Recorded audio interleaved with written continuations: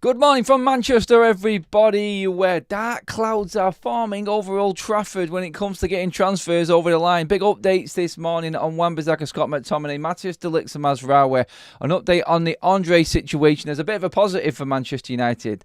To make it clear, Wan Bissaka is not dead, as in not leaving Manchester United, but options are running very low. West Ham apparently out of the race and now pursuing other options. There is so much to get through and so much to talk about regarding Manchester United right now. We have your morning update here on Forever United TV. I'm Adam. Welcome along to the show. Get in the live chat, get talking to people, get talking, communicating, give me your thoughts on everything that's going on. Please give the video a like. Let's get another 700 likes on this video, everybody. Get your comments in when the show has finished as well. And make sure that you are subscribed, because then you won't miss out on anything going on with Manchester United. We're just going to bring it to you straight.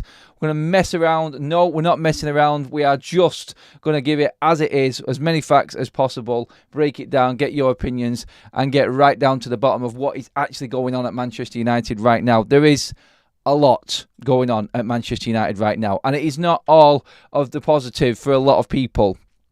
Some would say this is turning out to be a nightmare of a transfer window right now. I can understand people's thoughts of this not going well. There is still time left in the market. We need to move players on. Players are standing firm to their compensation or wages or contracts, however you want to talk about it. But I do want to bring up the first one, which is Aaron Wan Bissaka, which is holding up the Mazraoui deal. Now, if you listen to Fabrizio Romano yesterday, Mazraoui remains a top priority target for Manchester United because he can also play on the left and a player well known by Erik ten Hag. The club are waiting for Aaron Wan Bissaka to give the green light to West Ham. I mean, Romano is just repetitively turning over the same information at the moment. I don't think he is in complete know about what's going on with this at the moment. He has obviously got his fingers in many pies, Romano, but them comments yesterday completely blown out by a lot of other sources around the setup right now at Manchester United. The worrying ones, most of all, coming out of from, as you can see at the bottom of the screen, from Mike McGrath regarding Aaron Wan Bissaka, how West Ham United are now looking at pulling away. Aaron Wan Bissaka has been looked at by West Ham, but it has not been possible to thrash out a deal, although he is still highly regarded. And now we're hearing stories that they might be looking towards Kieran Trippier. Like, what is the real story with Wan Bissaka? Like, we know, and it was said that West Ham had agreed a deal with Manchester United on the fee. Everyone was talking about that. Sky yesterday, honestly, with Sky, I think they're about 2 or 3 days behind everyone else right now in terms of what's going on. I can't really take them that seriously. Yeah, obviously they got their contacts and they do come out with the news. There has to be factual information about it. So we can say when they do come out 2 or 3 days later that what they are saying is pretty much correct. They have just taken all precautions because they are the biggest broadcaster in the world. So when they say that Manchester United are still trying to get a deal sorted personally between Wan Bissaka and the club, and that's what West Ham are waiting for, you kind of go with that line. And now the Telegraph and Mike McGrath is saying that Wan Bissaka there's been no deal able to be made with Wan Bissaka and Manchester United. There is mass confusion going on right now. The only facts that we do know with Wan Bissaka is that he is negotiating his compensation with Manchester United contractually. We know that. And West Ham are not waiting around. I don't know what is going on with that deal there. Is it a case of delay? If they've agreed a fee, surely they would wait around. I don't know why this story is coming out about Trippier right now. It's very, very confusing. Me personally, I look at Wan Bissaka as still leaving this summer and it not completely dead in the water because of the Inter Milan situation. I think Inter Milan coming in at the last hour has really scuppered the deal for West Ham because Wan Bissaka now is looking at what he wants compensation-wise. Can Manchester United actually get more money from Inter Milan than they would Wan Bissaka? Therefore, if Wan Bissaka wants a piece of this sale on fee, which we were talking about yesterday with these new contracts that have been negotiated with a lot of these United players, then United yeah, we can give a bit more to Wan Bissaka, but they can make a bit more themselves. Is this the approach of Manchester United right now? Is this where we're at? You can only guess right now the situation with Wan Bissaka and how far down the line any sort of deal is. But the one thing that we do know is that Ten Hag clearly does not want this man in Manchester United's squad. So, again, you look at all situation, the whole situation. Is this going to cause a problem between Erik Ten Hag and INEOS going down the line? Look, Ten Hag wants his targets. He says everybody is on the same page. But INEOS can say that. INEOS can say, yeah, we agree with that player. We think that's a good deal. Yeah, we agree that that player needs to be moved on. That's fine. But Ten Hag hasn't got the Muppet men working for him anymore who will do anything and lose any amount of money just to get a player over the line. Ten Hag has already rid himself of blame of the big signings that he's made fee-wise because it was Murto and Arnold, and he's correct in saying that. But what he's coming up against now is, yes, I want this doing, I want that player out, I want that player out. INEOS is saying, yeah, that's fine, and that's fine. But, sorry, Eric, we're not just going to bend over for anybody here. This deal won't happen unless it's the right deal for Manchester United. There's a reason why we're in this position right now and in so much debt. It's because the idiots that were there before, working for all of the managers, even before Ten Hag, have just gone out and got deals done at the highest price and to the detriment of Manchester United. That's what we've been doing for years. And INEOS are just standing firm and saying, no, we're not doing this anymore. It has to be this price. We have to get every single penny out of every single deal if we are to survive. It's like people moan about Ten Hag not having the tools to do the job and going into the season not backs and whatever. Well, what about INEOS not being given a decent setup at Manchester United with what they've got to work with? It works both ways. INEOS are banging their head against a brick wall because of what's gone on before. And you know what? We're at a stage now, I feel, like Ten Hag says, we are all on the same page. Everyone's moving in the same direction. But there comes a point within this journey that INEOS just say, we'll get there, but we're only going to get there under our circumstances. We're only going to get there under what we want to do in our deal, not nobody else's. And that is the problem I think is happening right now. INEOS are happy to move along with certain players and targets and can see that they work for Manchester United, but they are not going to be shafted by anybody. It's as simple as that. And that, I feel, is the greater good in everything of this right now. It's just hard to take because there is a big chance that we could see the same players in next season. It's the same with Scott McTominay right now. He's in exactly the same position. He's like, no way I am going to bust a gut to leave United. You come to me when you have got a deal that works for you and I'll look at that deal and see if it works for me with the club. That's what Scott McTominay is at, and that's where he is at right now as well. He's in no rush whatsoever. Fulham's bid has been turned down, and Manchester United are hoping for that £25 million mark. Like, Fulham are seriously considering whether coming in for Scott McTominay again. Like, at the moment, as it stands, United are going to have to wait this out right until the depth of the window and have a player ready to come in, ready to go. Because I don't think Fulham are in any rush right now to get this deal over the line. Macmillan YouTube come in with a super chat there. Cheers, mate. Murto put the clause in that if a player gets a year extension, then the player gets half the transfer fee. I remember Zach had 1 year left. Maybe INEOS don't want that. I said all of that yesterday, mate. That was the whole show yesterday. Mate, I talked through everything and what was going on with this extended 1 year contract where the players get a big chunk of the fee if they're sold. And this is where we're at with Wan Bissaka right now, I feel. And Scott McTominay moves into that territory next year. We said that yesterday. So Manchester United trying to get ahead of that deal with Scott McTominay and realising that this could be happening again with him and Maguire next season if they trigger them 1 year contracts. It is an awkward situation for Manchester United right now. And I just don't believe that anything is going to get done quickly. I think, like I said, it's going to go right to the end of the wire, right to the end of the transfer window, I think, with both Scott. We could even see Wan Bissaka playing for Manchester United this season because we need someone in position. It's a risk now because the only issue I've got with going to the end of the window and INEOS' plan is the fact that these players may actually come onto the pitch and they may get injured. We've seen it all before. We know how Manchester United work. We know how this goes. We've seen this movie many a times with players that we're trying to get rid of who then get injured. But they are doing what they can. Wan Bissaka is an issue. It's not dead, though. The deal is off with West Ham as it stands, according to the Telegraph. But Inter Milan are still well and truly in for Wan Bissaka. It's just painfully taking a long time to get sorted. And like Romano said, United top priority is Mazraoui and Matthias de Ligt right now. But Manchester United, according to Give Me Sport, are also on the brink of walking away from Matthias de Ligt if Bayern don't succumb to their demands. I mean, you look at it and what's been said there. Manchester United are adamant that they have made fair advances for de Ligt. United are determined to stick to their own valuation of 30 million, as de Ligt has not been subject to any additional interest from elsewhere. That is a hard stance to take.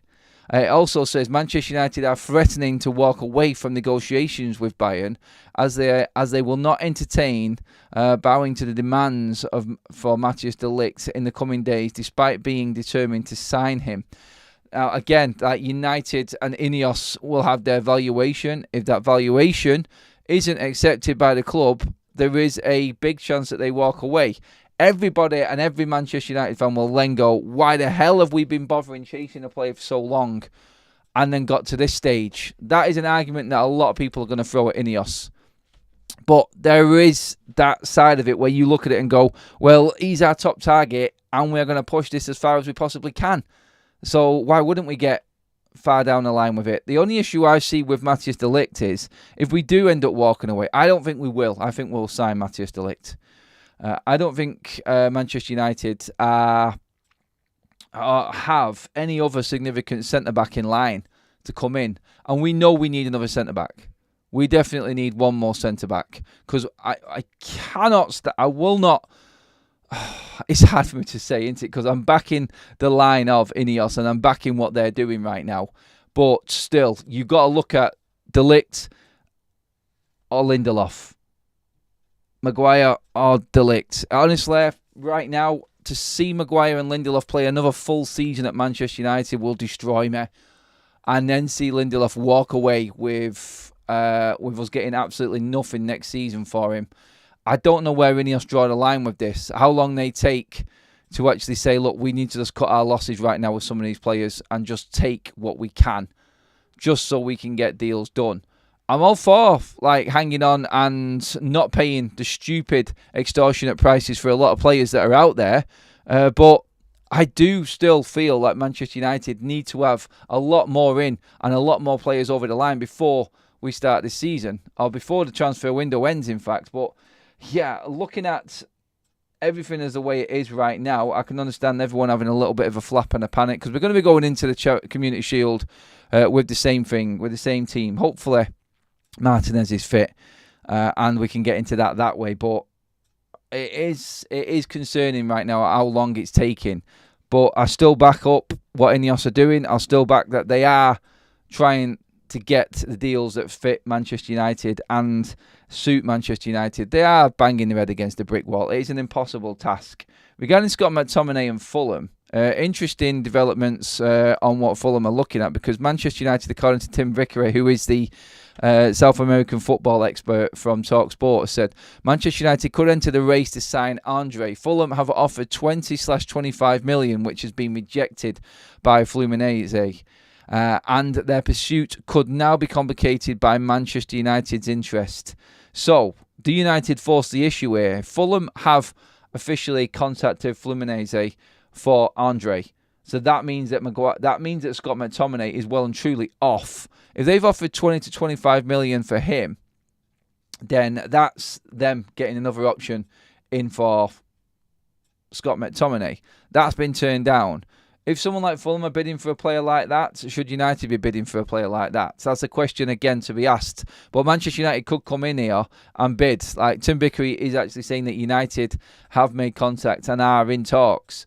So if we do go for Andre and get him, does that then force Fulham into putting another bid in for Scott McTominay?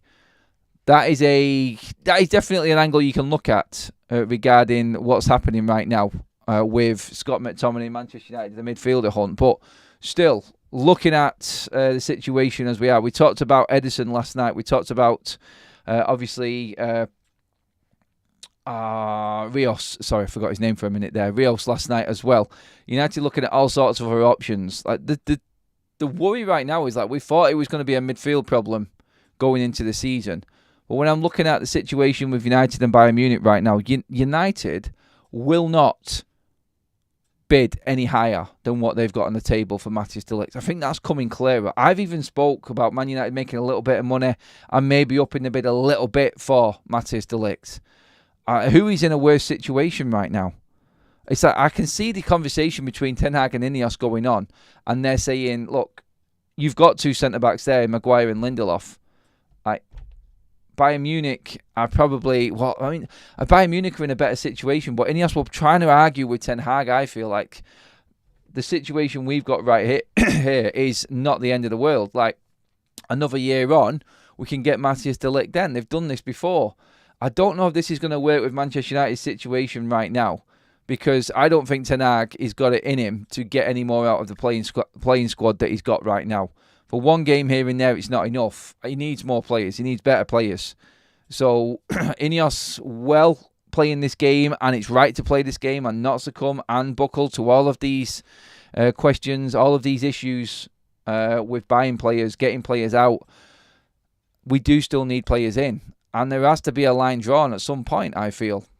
1,200 in the room with us. Thank you again. Amazing numbers for a morning show, guys. Keep giving the video a like. Make sure you hit that subscribe button as well, guys. We're on the way to 53,000, as you can see there. Moving along nicely. We've gone quite fast since we hit that 50k mark. But yeah, please keep liking the video. We're very short for the amount of people that are actually watching right now on the like count. So please get them likes in. But yes, just to recap on everything we've spoken about so far. Wan Bissaka to West Ham is looking unlikely at the moment, according to the Telegraph. Not off, because we still have Inter Milan interested. There is a big issue with Manchester United players negotiating their compensation and leaving Manchester United at the moment. That is a problem that we have got, and it's not going to go away. United are trying to get ahead of the same situation possibly happening again with Scott McTominay by trying to move him out this summer, but Fulham are not budging at the moment. Fulham are actively looking at Manchester United target Andre. Now, Tim Vickery has said from TalkSport, a South American football expert, that United are also communicating with Andre. Can they bid more than what Fulham are? Well, if United have got the 35 million fee available that we've got for Agate, do we put that all into Andre, then forcing Fulham to buy Scott McTominay? It's a difficult situation, yes. Complicated situation, yes. Could we have done with a bit more time? Yes. Are we going to get it? No. It's time. This is where it gets squeaky bum time. Who is going to buckle first? United are threatening to walk away from Matthias de Ligt if Bayern Munich don't drop their price. United's price apparently is 30 million. We've all been guessing where we're at with the bids and everything, and everyone has said that these bids are not a million miles apart between Bayern and Manchester United. Communications are good, but if Bayern don't move and United don't move, this deal will not happen. If Wan Bissaka does not leave Manchester United, Mazraoui will not happen.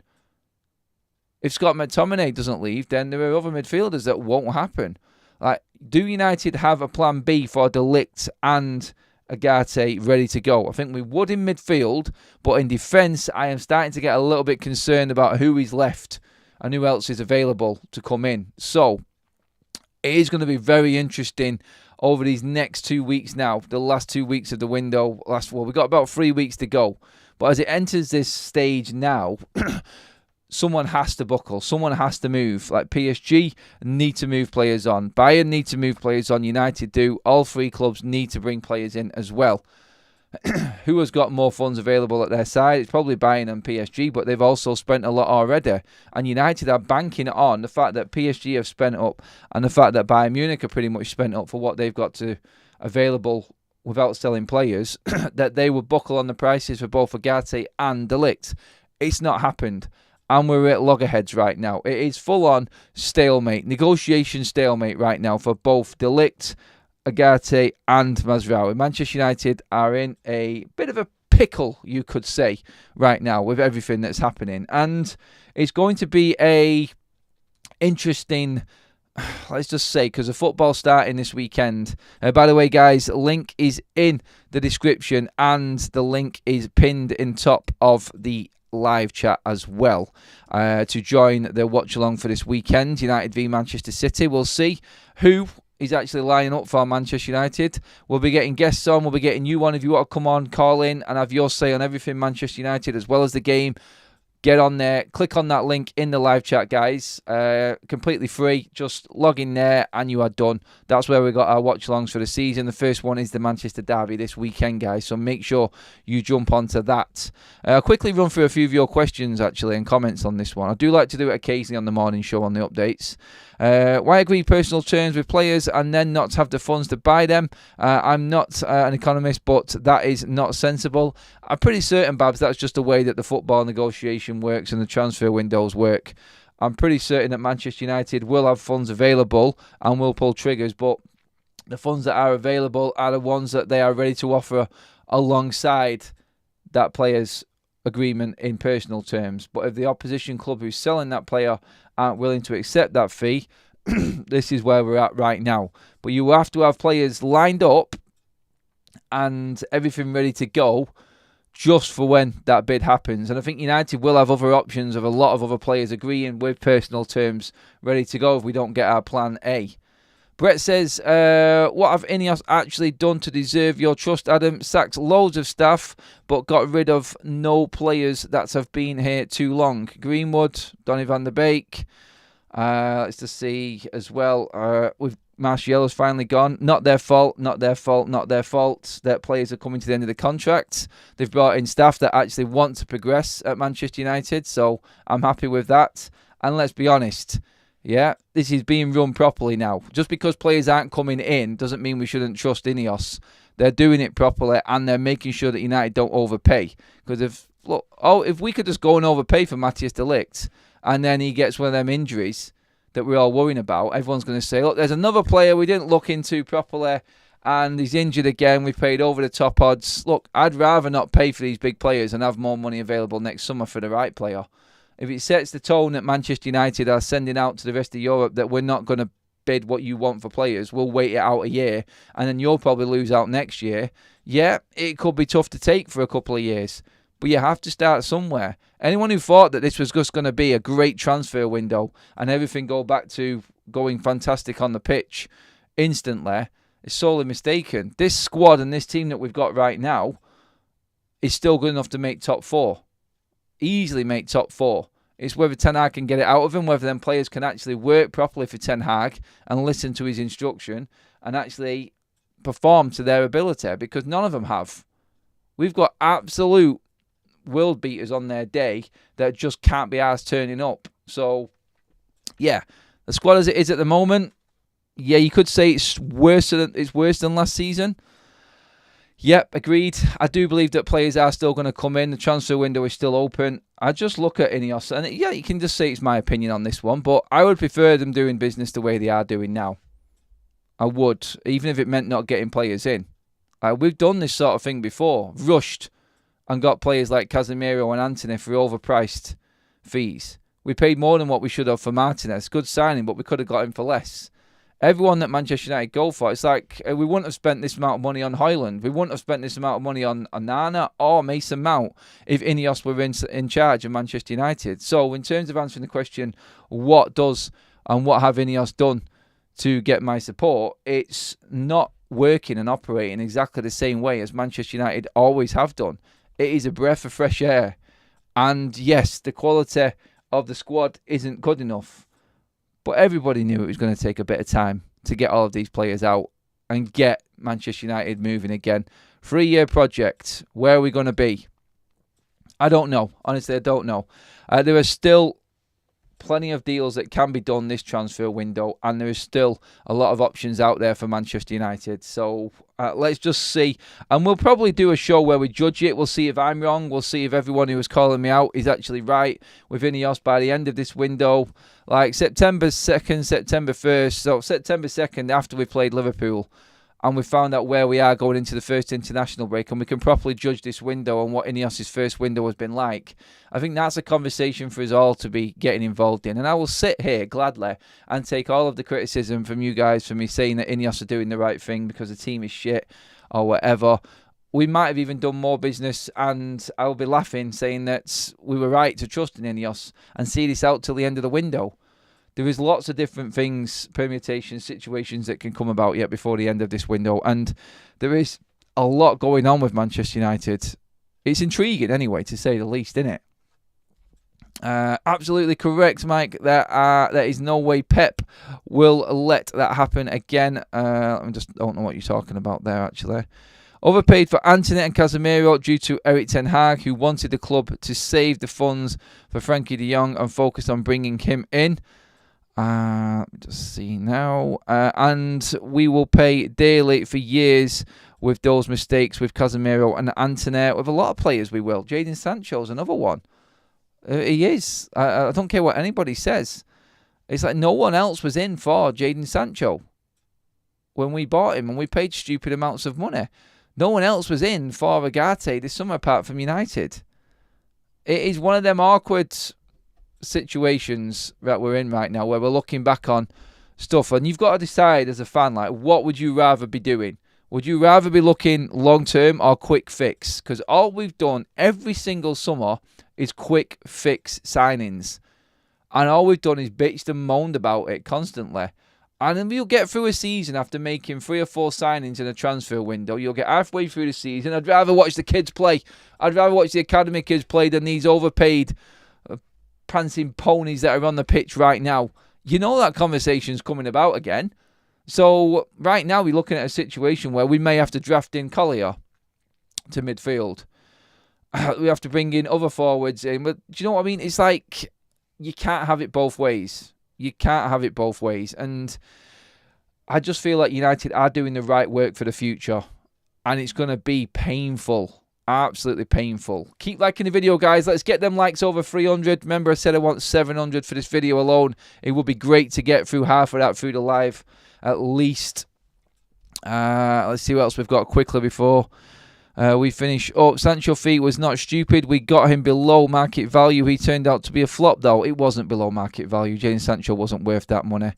Not when no one else is in at all. It came down because we waited out a year, basically. But still, 75 million, Jadon Sancho isn't worth it. Definitely not. Wasn't worth it. I disagree with that one.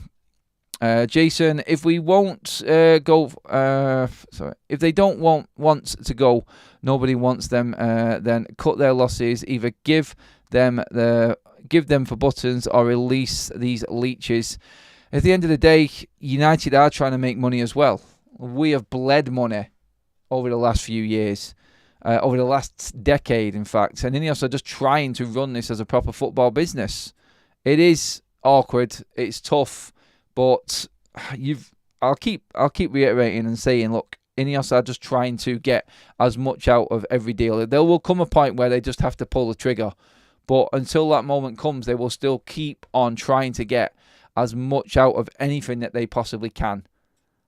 And that's, I feel, what we all should be looking at and going, yes, that is the bigger positive in all of this. Guys, that is it. The show has finished. That is your morning update. We will be back later on at 12 o'clock lunchtime, and then again this evening with more updates on what's going on with Manchester United. Let's see more reports, because usually after the morning show we'll start to get a few more reports and a bit more detail ready for the midday show. So hopefully I will see you all then. Fantastic numbers again, guys. Thank you so much for tuning into the early morning show. I will catch up with you all at lunchtime. Make sure you're there. Do click on the like to log on for the watch along this weekend. That link is out now. It's in the live chat and in the description, guys, for the first proper game of the season, the Community Shield. Is it a trophy? I don't know. There's going to be loads more news coming out for midday. Stay tuned, everybody. Make sure that you are subscribed to Forever United TV. Make sure that you've got your notifications on, and I will catch up with you all later on at lunchtime.